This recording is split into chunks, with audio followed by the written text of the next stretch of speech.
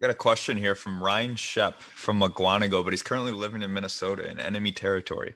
And he wants to know, do you think the current offensive line is championship worthy this year?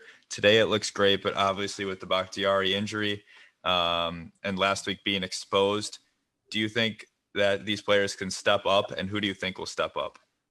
I'll just kick it off and then defer to John on that. But I think with Bakhtiari, it's very good. It's well above average. I don't think it's championship.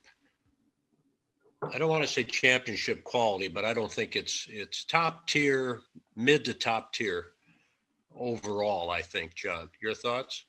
Yeah, you got to have Bakhtiari. Excuse me, you got to have Bakhtiari in there. Jenkins and Bakhtiari are as good as anyone in the league when they're healthy, and Corey Linsley too. So it comes to the right hand side, and to their credit, they're able to. They have Patrick and Turner, and then they plugged in Runyon in the first week at right guard, the rookie, and then they plugged in Wagner at right tackle when Turner was out. So they have the ability to plug and play, which is sets them apart from Dallas. Can't do that now. Minnesota has had trouble.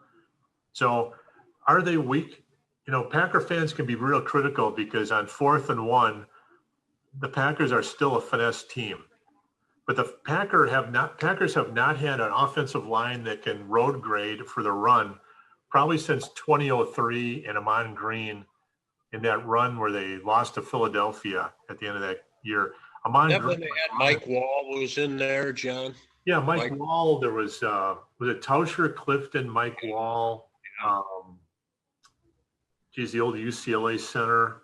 They really could, and then Marco Rivera, Flanagan. Right. They could really road grade, but this is getting Jenkins and having Bakhtiari, but Bakhtiari is kind of I would say on the downside, just started the downside, but it's still so high a level.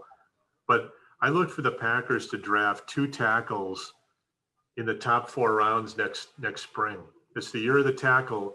There's going to be Colin Linsley. We had him on our draft special. And for all you Packer fans, our draft special was 4 hours on Thursday, and what was it, Pip, 5 hours on Friday. So we really went all out. But Colin Linsley was telling us that there's going to be 8 first-rate offensive left tackle prospects taken in the top 50 in this draft.